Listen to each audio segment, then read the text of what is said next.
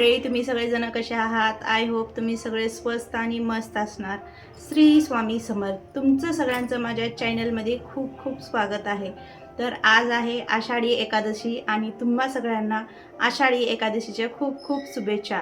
Ashadhi एकादशीचं routine कसं आहे ते तुम्ही नक्की बघा. तसं तर सगळं सकाळपासून अर्ध्याच्या वरी काम झालं आहे. फक्त आता फराळाचं करायचं आहे आणि लेकरांचं सगळं जेवण झाले, नाश्ता झाले सगळ्यांचं. आता आज आहे सोनूचं फास्ट आणि माझं फास्ट आहे.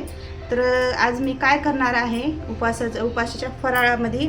खूप दिवसापासून माझी इच्छा होती की पंढरपूरला जायचं, पण ह्यावेळेस काही कारणामुळे ह्यावेळेस बी जाणं झालं नाही. नाहीतर स्वामी समर्थ अक्कलकोटला आणि पंढरपूरला जायचंच होतं मला. तर बघूत आता श्रावण महिन्यामध्ये मी जाईन 2 दिवस, 1 दिवस अक्कलकोटला आणि 1 दिवस पंढरपूरला. सोनूला सुट्ट्या बी आहेत 8 दिवसाच्या, त्याच्यामुळे सोनू आणि मी जाणार श्रावण महिन्यामध्ये.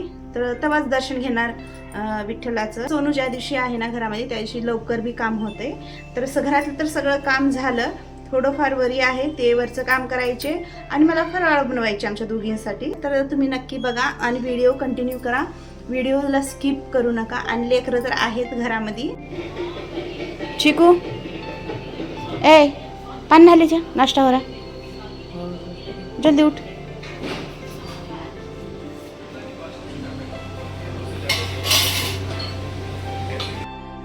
चला तर मग तुम्ही बघा. हे बघा इकडे पूजा एकदम छान केली सोनूनं. आणि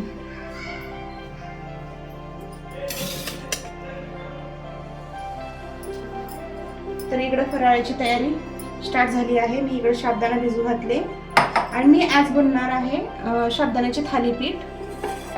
तर शॉर्ट्स मध्ये टाकेन, तर तुम्ही बघा. चिकू इधर आओ.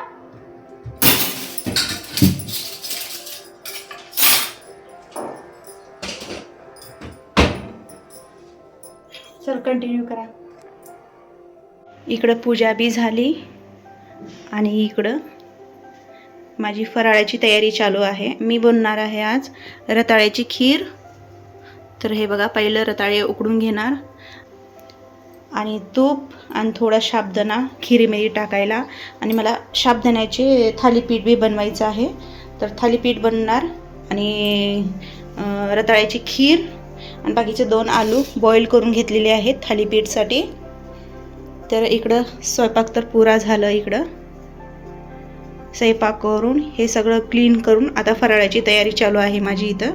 तर हा ना एकादशीचा व्हिडिओ यायला ना खूपच लेट झाला आहे. तर मी संडेला अपलोड करणार होते, पण संडेला मी सकाळी 12 असल्यामुळं सकाळी पुरण घातले आणि पुरणाचा स्वयंपाक करायला मला दुपारी झाला. आणि दुपारी जेवण तीन केल्यावर मी आराम केले. तर सांच्या पारीच उठली मी. तर मग सांच्या पारी का मला एडिटिंग जमलं नाही ना, अपलोड करायला जमलं नाही, टाईमच भेटलं नाही. आणि माझं अपलोड करायचं टायमिंग आहे 6:30 ते 7, नाही तर 7:30 वाजेपर्यंत मी अपलोड करते हर एक व्हिडिओ लॉंग. तर मग त्या दिवशी काय संडेला मला टाईम भेटलंच नाही आणि टाईम तर निघून गेला अपलोड करायचं. तर त्या टाईमाच्या हिशोबानंच मला अपलोड करायचं होतं. मग नंतर दुसऱ्या दिवशी सोमवारच्या दिवशी ना थोडीफार माझी तब्येत ठीक नव्हती, त्याच्यामुळे त्या दिवशी बी काय मला अपलोड करता आलं नाही. एडिटिंग झाली ती पुरा, पण अपलोड करता आलं नाही काही कारणामुळं. तर मी आज अपलोड करत आहे, तर तुम्ही नक्की बघा. आणि हर एक सण आल्यावर ना मी लवकरात लवकर म्हणजे अपलोड करीन म्हणून हे कोशिश करते, पण होतच नाही ती. मी हर एक सण झाल्यावर 2 दिवसानं 3 दिवसानंच असंच दमानं अपलोड होत आहे. तर म्हणजे सण झाल्यावर दुसऱ्या दिवशी तर भरपूर काम राहत आहे. तर तिसऱ्या दिवशी 4थ्या दिवशी व्हिडिओ येतील माझे. तर आजचा बी व्हिडिओ तसंच झालं आहे. एकादशी होऊन माझं 3ऱ्या दिवशी माझं व्हिडिओ अपलोडिंग होत आहे. तर सॉरी, लेट का होईना तुम्ही बघत राहा आणि मला सपोर्ट करा. आणि माझे 3K होणार आहे, तर प्लीज जास्तीत जास्त शेअर करा आणि मला सपोर्ट करा. तुमच्या सपोर्टीशिवाय मी पुढे जाऊ शकत नाही. तर प्लीज आणि हा व्हिडिओ नक्की बघा. आणि हे तूप ना मी सकाळी बनवले आणि जरा जास्त वेळ गॅसवर असल्यामुळं ना तूप जास्त कडलं आणि लाल झालं. इकडं बघा, इकडं रताळे उकडले आहेत आणि आता रताळ्याची खीर करणार. मला जी फेवरेट रताळ्याची खीर मला खूपच आवडते. मी केव्हा बी उपवास राहिलं तर ना हमखास मी रताळ्याची खीर बनवते. आणि थालीपीठची तयारी स्टार्ट झाली. आणि इथं मी जी साबुदाण्याचं जी गोल करून ठेवली आहे ना, आपण साबुदाण्याच्या वड्याला काय काय घेतो सेम तसंच घ्यायचं, सेम तसंच प्रोसेस आहे. पण साबुदाण्याच्या वड्यासाठी आपण साबुदाण्याची टिक्की करतो आणि इथं ना साबुदाण्याचे थालीपीठ करायचे आहे. आणि ह्याच्यामध्ये जी बाउलमध्ये जी आहे ना, त्याच्यामध्ये मी घातले आहे साबुदाणा आणि आलू बॉईल केलेले आणि शेंगदाणे भाजून मोठमोठे वाटलेले, बाकीचं शेंद्रा नमक आणि अजून हिरवी मिरची आणि कोथिंबीर, हे सगळं मिक्स करून तर आता हे मी थालीपीठ करून तूप टाकून भाजणार. आणि तूप मी खाते, सोनू खात नाही, तर त्याच्यामुळं सोनूला तेल लावून मी थालीपीठ करणार आणि माझ्यासाठी तुपाची.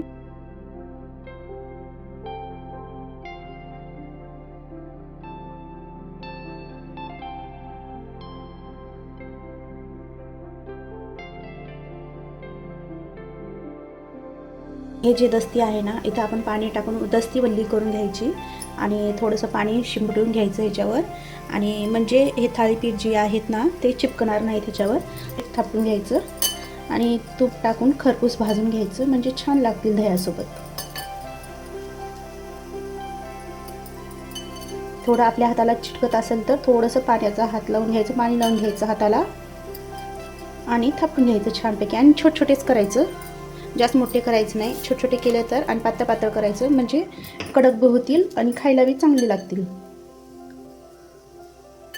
मी छोटेच करते आणि मध्ये जी होल करते, कारण की जरा कडक बी होईल. आणि ह्याच्यामध्ये आपण म्हणजे हे थालीपीठ भाजताना ह्याच्यामधून आपण तूप बी सोडू शकतो. झालं छोटेसे थालीपीठ. भरपूर लोक मोठे बी करतात, पण आपल्याला कसे आवडतात ना तसे आपण करायचं. आता दुसरे मोठे करतात म्हणून आपण मोठे नाही करायचं. आपल्याला छोटे आवडत असलं तर छोटं करायचं, मोठं आवडत असलं तर मोठं करायचं. आणि आम्ही स्पायसी खातो तर त्याच्यामुळे मी जास्त हिरवी मिरची टाकले. म्हणजे सहसा मोठे जर केलं तर तुटू शकतात ना थालीपीठ, त्याच्यामुळं मी छोटेच करते. ह्याच्यावर थोडंसं तूप टाकून घेते. तूप टाकलं ना तर हे थालीपीठ टाकते लगेच.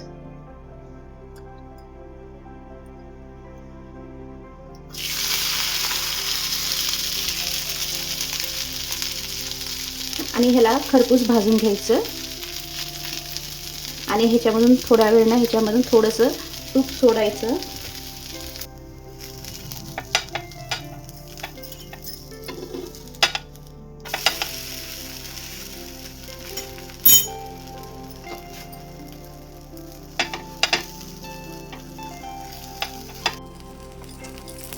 इकडे एक टाकते.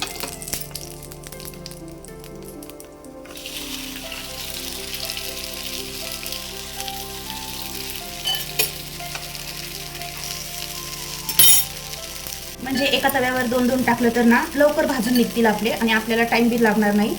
आणि नंतरच्याला हे थोडंसं कडक झाले की मी इकडं सरकेन आणि नंतर इथे एक टाकेन, बस.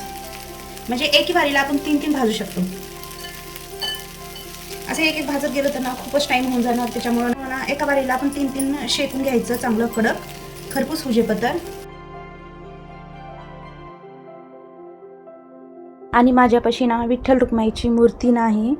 पहिलं होती माझ्यापाशी विठ्ठल रुक्माईची मूर्ती, पितळची होती आणि भरपूर देव होते माझ्यापाशी. तर पण एक महाराज काय म्हटले की घरामध्ये जास्त देव नाही राहायला पाहिजे, त्याच्यामुळं ना खूप देव मी कमी केले. आणि त्याच्यामध्ये ना विठ्ठल रुक्माईची मूर्ती बी होती आणि गणपतीचे बी 2 होते. तर सगळ्या मूर्ती मी काढले आणि त्याच्यामुळे ह्यावेळेस ना विठ्ठल रुक्माईची मूर्ती माझ्यापाशी नव्हती. आता मी जर पंढरपूरला गेले तर एक विठ्ठल रुक्माईची मूर्ती आणि मी कसं बी लास्ट इयर मी स्वामी समर्थला गेले होते, ते स्वामीची मूर्ती आणले, स्वामीला घेऊन आले. तर ह्यावेळेस मी विठ्ठल रुक्माईला घरला घेऊन येईल पंढरपूरला गेल तेव्हा. तर मी आज फराळामध्ये बनवले आहे साबुदाण्याचे वडे आणि बाकीचं आलू तळलेले आणि गूळ, शेंगदाणे, तिळीचे लड्डू आणि साबुदाण्याची कुरवड्या, तळलेले शेंगदाणे, हिरवी मिरची, दही, रताळ्याची खीर आणि फ्रूट आणि थालीपीठ आणि साबुदाण्याची खिचडी. तर एवढं सारं बनवलं मी दुपारच्या पारी. तर दुपारी आम्ही सोनू आणि मी खाल्लो. तर सांच्याला खाणार नाही कारण की आम्ही एकच टाईम खातो. आणि खालचं आवरावरी करून फराळ करून मी वरी आले कपडे वाळू घालण्यासाठी. भरपूर खाली बी काम भरपूर राहते, वरी बी भरपूर काम राहते आणि त्याच्यामधूनच मी टाईम काढून दुपारच्या पारी मी रेस्ट करते. तर मग आता कपडे वाळू घालून मी थोडं आराम करणार. मग सांच्याला अजून थोडंफार काम राहते, चलतच राहते. बायांना ना खूपच काम राहते घरामध्ये. ह्या दुनियामधले हर एक चीज खतम होईल पण बायांचे कामं कधी खतम होणार नाहीत.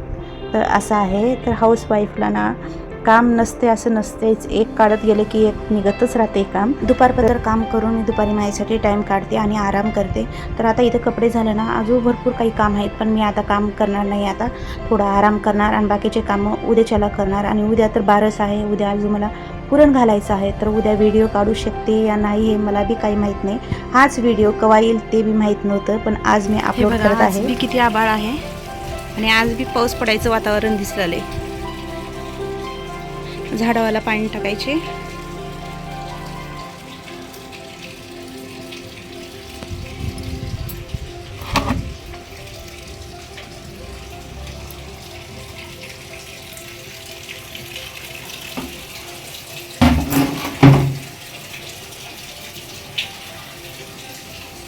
तर इथं बघा तुळस आणि आवळ्याचं झाड किती छान दिसलेलं आहे. सोनू दिवा लावला ती सकाळी पण दिवाना वाऱ्यामुळं लागणं झालं, त्याच्यामुळं खाली घेऊन गेली वापस अजून.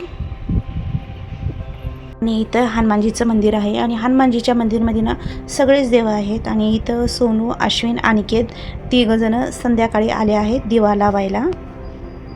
तर हे बघा खूपच जवळ आहे, आमच्या घराच्या पुढच्या गल्लीमध्ये आहे हनुमानजीचं मंदिर. तर लई लांब नाही, त्याच्यामुळं ना लेकरं स्कूलला जाताना सकाळी सकाळी बी मंदिरला जाऊन येतात. आणि लवकर जर आंघोळ्या लवकर झाले तर सकाळी सकाळी बी जातात. बाहेर दर्जाला बी अगरबत्ती लाव सोनी, स्वामीपाशी दर्जाला. चिकू टीव्ही का आवाज बारीक करो. मंदिरामध्ये गर्दी होती का ग? नव्हती. संध्याकाळच्या टायमाला देवापाशी दिवा अगरबत्ती लावली सोनू. आणि इथं दरवाजापाशी बी तुपाचा दिवा आणि अगरबत्ती लावली. आणि तेवढं सोनू लावल्यावरनं मी इकडं घरातले सगळे भांडे साफ करत होते, धुवत होते. आणि बाकीचं संध्याकाळची तयारी स्टार्ट. अजून किती बी सण वार राहू दे, व्रत राहिलं तरी बी ना एक्स्ट्रा कामं राहतात.